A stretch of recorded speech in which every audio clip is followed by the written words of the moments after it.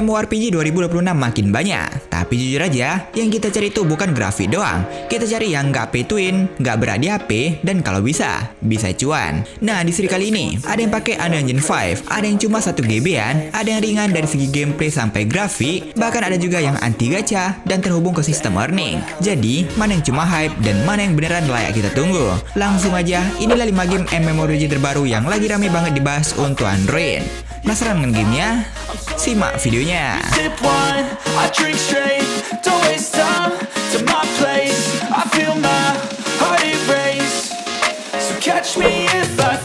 Lord of Mysteries. Ini dia yang lagi rame dibahas. MMORPG adaptasi dari web novel fenomena asal Cina.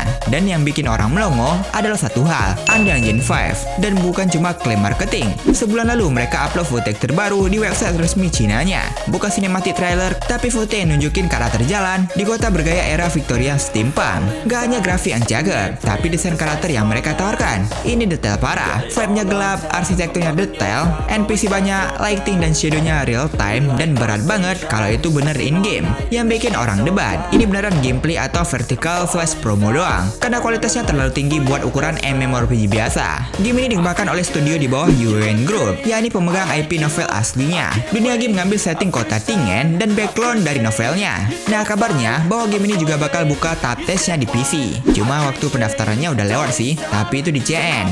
BTW ini spek PC yang mereka minta. Dan yang menarik, 2 bulan sebelum footage terbaru, channel globalnya udah upload video map showcase. Tapi footage ini yang paling detail, justru cuma muncul di website Cinanya, dan ini website globalnya. Simple edan. Artinya fokus awal memang pasar domestik. Kalau tes Cina sukses, kemungkinan global announcement-nya bakal muncul. Ini bisa jadi salah satu MMORPG paling ambisius dalam beberapa tahun terakhir.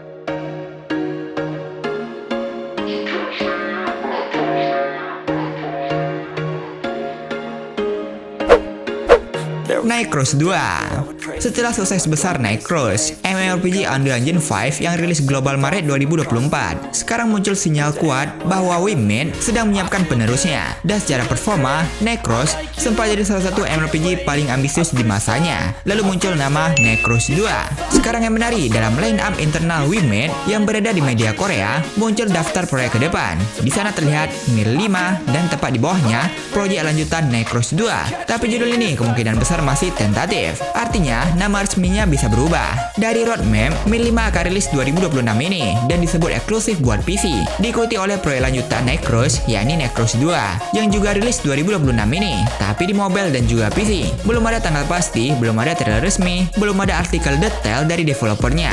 Penjelasan settingan dunia baru gimana, apalagi video gameplay, belum ada. Cuma roadmap ini doang. Tapi keberadaannya di line up resmi itu bukan rumor liar. Sebab ini dari developernya juga, sangat besar kemungkinan proyek lanjutan ini bakal hadir di Korea dulu guys. Jadi buat yang berharap langsung global 2026 secara realistis, kemungkinan nggak dulu. Kayak Nightcross pertama juga, kan rilis di Korea dulu baru global.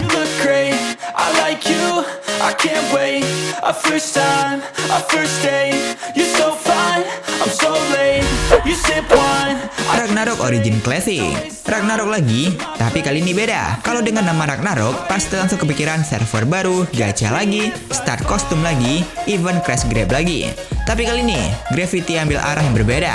Dan ini bukan server spin-off random. Ini langsung dari developer aslinya, yakni Gravity. Yang bikin beda dari banyak RO lain, game ini pakai share Asia server. Artinya, kamu bisa bertemu dengan semua player dari Asia. Ada Malaysia, Thailand, dan lain sebagainya dalam satu server yang sama. Jadi satu Asia itu digabung dalam satu dunia. Dari awal, ya memang satu ekosistem Asia. Buat PvP dan guild versus guild, ini bisa jadi chaos yang seru banget. Yang paling seru, grow with the monthly pass only. Artinya, model utamanya bukan gacha. Yap, no gacha event. Gak ada restu, bahkan kostum gak memberikan status. Mau beli kostum mahal atau murah, statusnya sama aja. Bedanya cuma tampilan doang. Dan itu pembeda besar dibanding dengan versi RO lainnya. Jadi gak bakal ada pay to win. Jadi arah gameplaynya lebih ke hunting, drop, build karakter, bukan swipe kartu auto jadi dewa. Yang unik lagi, mata uangnya bukan Zenith seperti biasa. Di sini pakai gold coin dan yang berry. Buat yang suka PvP, ada 5 versus 5, 10 versus 10, 80 versus 80, bahkan ada cross server guild versus guild Asia.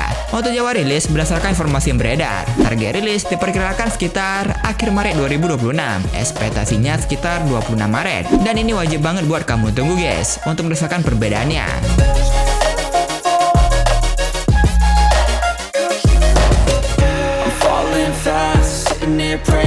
nights gon' last. Spirit of Etheria. Kalau tadi kita bahas MMORPG berat Unreal Engine 5, sekarang kita turun ke yang lebih ringan. Yap, Spirit of Etheria. Game ini kemarin udah buka CBT-nya tanggal 5 Februari sampai 12 Februari dan tesnya dilakukan di Polandia dan Turki. Dari CBT, kita bisa melihat bahwa game ini memiliki ukuran yang cukup ringan, cuma sekitar 1 GB-an. Untuk MMORPG 2026, itu termasuk ringan banget. Artinya targetnya jelas, mobile friendly, low mid device friendly. Dan memang dari visualnya, vibe-nya lebih ke arah MMORPG santai. Bahkan ada nuansa mirip Ragnarok versi modern tapi lebih cerah. Di awal game kamu bisa pilih 5 kelas dan yang menarik gak ada gender long. Jadi bebas mau main karakter pria atau wanita di kelas manapun. Tipe gameplaynya sendiri santai, full auto, fokus progres ringan. Jadi ini bukan tipe hardcore PvP MMO. Sesuai namanya, game ini fokus pada sistem spirit. Beberapa poin penting, spirit bisa FOV, bisa bonding, bahkan spirit menjadi partner utama dalam combat. Jadi bukan cuma summon kosmetik, spirit benar-benar bagian dari strategi. Ditambah dengan banyak custom fashion, bahkan mon unik juga loh. Nah, tapi sayangnya belum ada tanggal rilis sih. Dan melihat pola CBT di Polandia dan juga Turki, kemungkinan besar mereka testing dulu market tertentu. Jadi nggak langsung global besar-besaran, bahkan pun mungkin nggak global. Damn, what a hell of a view. I feel good, you look great. I like you, I can't wait.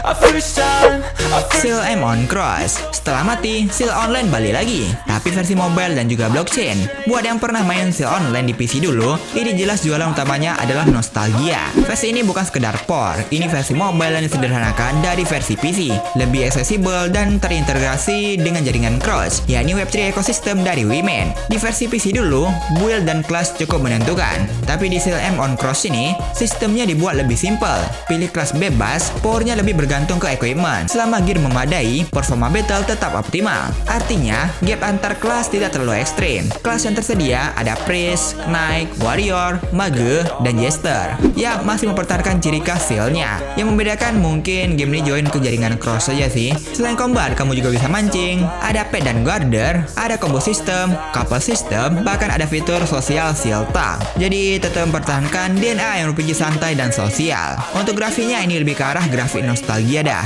Yang terakhir ya ini tanggal rilis, yang dimana game ini akan hadir di awal April 2026 ini guys. Dan tersedia untuk Android dan iOS. Dan jangan lupa, pasti tersedia di Indonesia kok. I feel my heart it race.